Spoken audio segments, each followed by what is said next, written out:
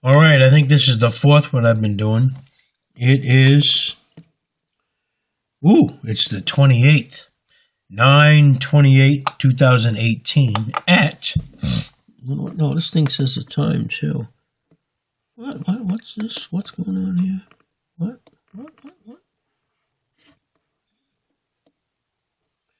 12:26, 26 minutes after midnight. I'm sitting here talking. Now, I was drinking the Crystal Geyser spring water, which is from Arkansas. I call it Marco Rubio because when he was giving a speech on TV, he got thirsty and he grabbed his bottle and he quickly took a drink and tried to do it inconspicuously. Hey, don't be ashamed of needing a drink of water, man. This comes from God. This is what sustains life. Water, food, the sun, and God's love. That's what keeps you going. You want to have stuff?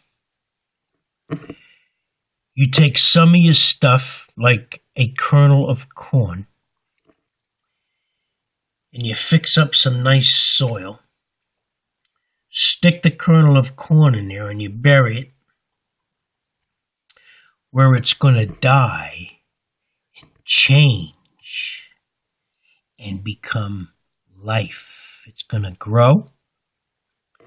It's going to produce a whole bunch of kernels of corn, which you can do the same thing with each one of them, but you'll only want to do it with some because you want to eat the rest, all right? It's called sowing and reaping. What you want to do is, on your Christian walk, as much as you can, you stick in the good seeds. The good seeds might be a kind word, a kind thought, sharing a shirt with someone who does not have a shirt, or even some money, some Benjamins, huh? Now, everybody is not worthy of that. I mean, there's a bunch of shysters out there. You got to be able to discern what is good soil. You wouldn't plant a kernel of corn in rocky soil that won't have any water, where it'll probably begin to grow and then die right away. The same thing is true in some people. It's not worth sticking the kernel of corn in.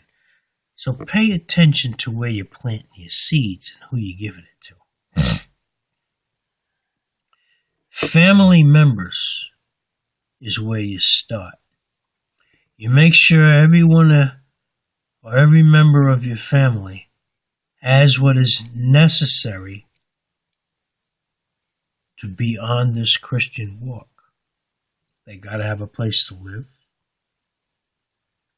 They need food. They need water. Like I said a moment ago, they need the love of God.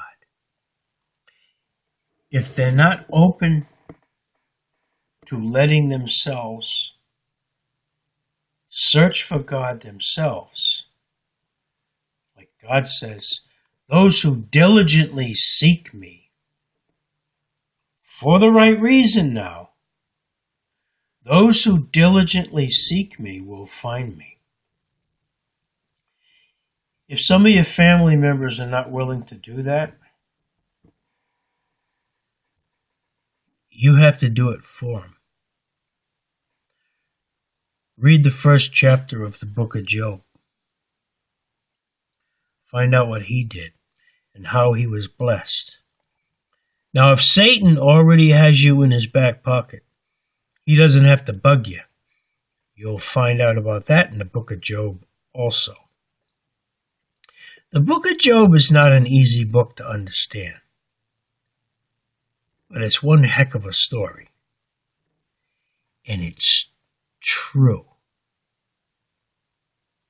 Right? I go around planting good seeds. Sometimes, because I'm just a man, I do the wrong thing. I don't want to get a harvest from sticking in the ground the wrong thing. It's not a good idea. Every time, and this is what God says, every time you do the wrong thing, I want you to come talk to me about it. And be honest with me. And I'll clean you up. That's God's promise to you. That's not me saying that. I'm just repeating what I've learned from reading this book. Now, I was going to read in Psalm 105, and I have a story to go along with that particular psalm. I got to get me a little more Marco Rubio because my throat hurts.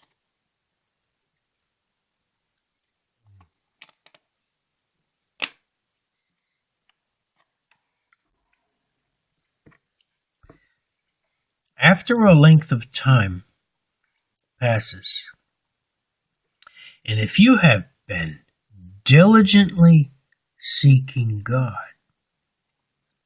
and he says if you do that, these are my words that I'm going to stick in here. If you do that for the right reason, that's not written in that particular verse, but if you're doing it for the right reason, you'll find out about that stuff in other places. But if you're seeking God, he says that he will reveal himself to you. I know that because I did that. Now I'm going to close up this book in Psalms. I got to stick something in here in case I want to go back to it. And I'm going to go to, oh man, I just lost my train of thought. My dad had the dementia, Alzheimer's stuff. Other family members did. I think I'm getting some of that too.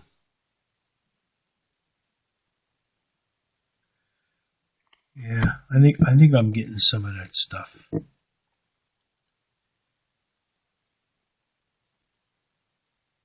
Boy, it's terrible. My wife was on that road. She was really forgetting stuff. She couldn't put a lot of things together. I was really scared for her because she was scared because she saw what happened. She knows what's going on. She ended up with kidney failure. Renal failure, I think it's called. Renal disease. I don't know what renal has to do with kidney, but that's what it's associated with. The combination of the kidney failure, which is, her kidneys were not cleaning the blood. So all the impurities that were supposed to be cleaned out in the kidneys and then flushed out through the urine and the bladder, out in the pee-pee, right? That wasn't happening. That kept going all over her body. I was actually glad that the renal disease prevented her from years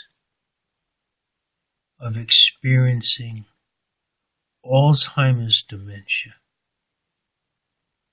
God saved her from that grief. The grief was not only going to affect her, but all of us as family members. There's a lot of us. Nobody wanted that to happen to her. And God took her one day. I was laying right beside her when she died. She died peacefully. She knew I was laying there. She couldn't talk at the end, but all of a sudden I saw one of her eyes open up a little bit when I was telling her that I loved her.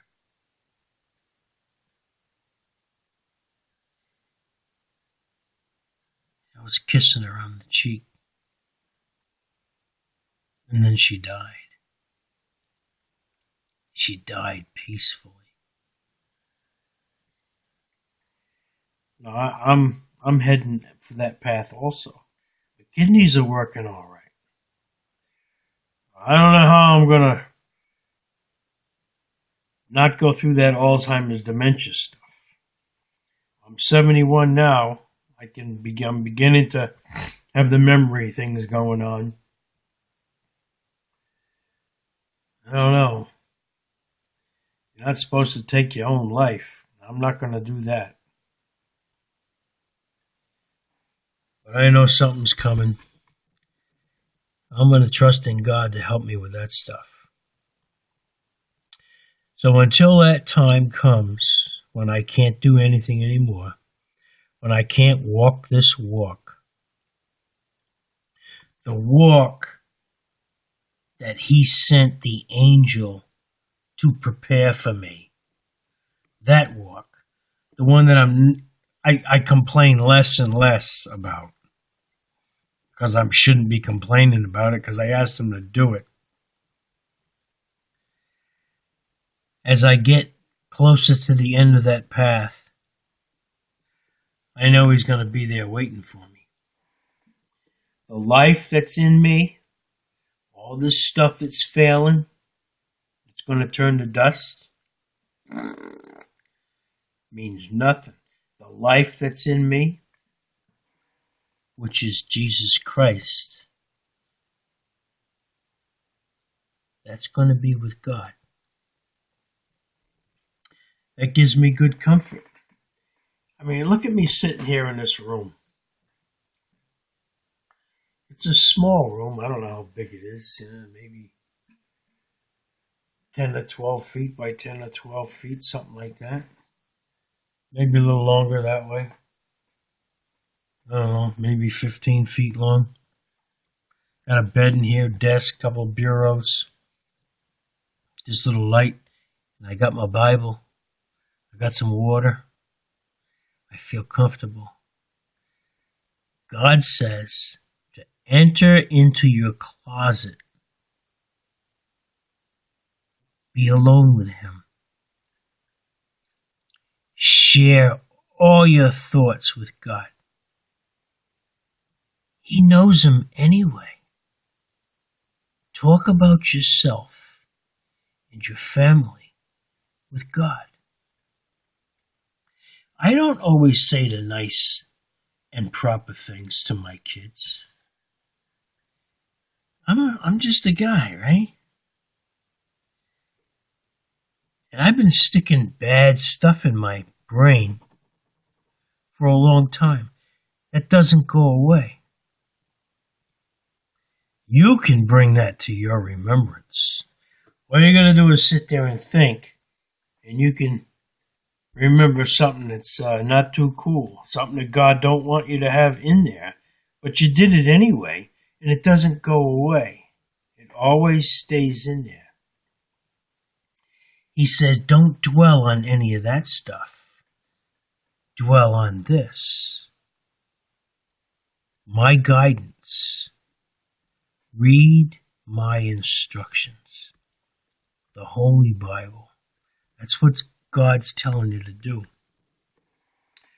Now, if you happen to be going to a good school where you can get some help to do this stuff,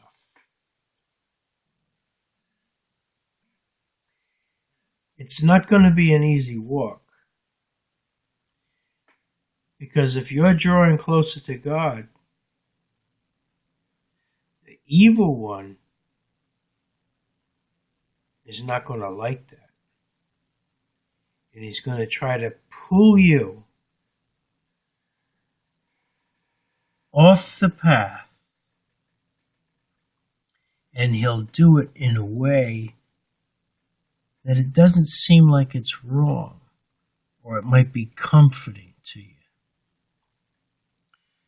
Don't be deceived. All right?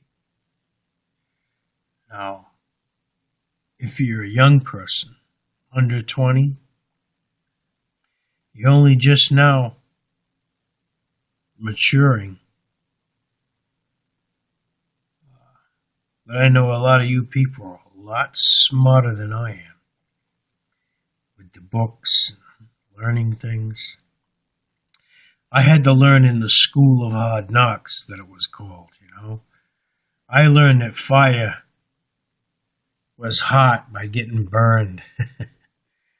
Don't get burned. Don't walk off that path. Keep reading the Word of God. If you can, try to listen to what I'm saying. I don't know how to say all this stuff properly, but I'm not going to lie to you.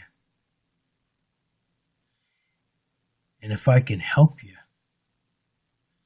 just let me know. I will.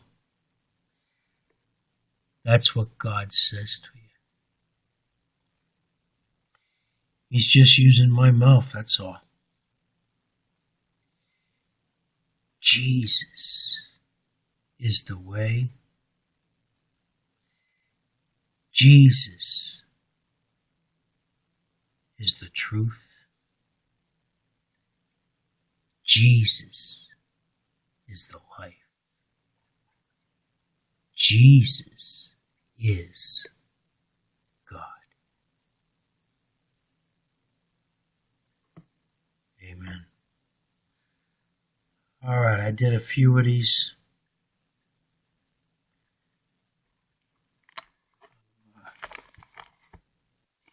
Real happy about this today. Like I said, it's been a couple of weeks since I've done this. I'm going to read the very first verse in the book of Genesis, the very first book of the Bible. The very first verse, 4 words in. That's when God touched my heart. I saw up and down there was no such thing as God. I was wrong. Listen to this. Genesis chapter 1, verse 1. In the beginning, God. 4 words. I only got 4 words into this book, and that's when he touched me. It'd be difficult for me to explain to you what I was experiencing, but it was from God. When I finally wiped the tears away, I came back to it, and I said, in the beginning, God created the heaven and the earth. And I sat there for a length of time saying, I am so sorry. I did not know. I was wrong. That was in 1975. This year is 2018. Been a few years. I'm still sitting here in front of my book, reading the same words, and I am so glad I am. And it wasn't me. It was God who reached down, picked me up, and cleaned me up. That's what God will do for you. He says, if you diligently seek me, you will find me. I will reveal myself to you. It tells you to enter into your closet. In other words, get alone somewhere. Don't be distracted by the world and all of this other stuff. Talk with God. He's always there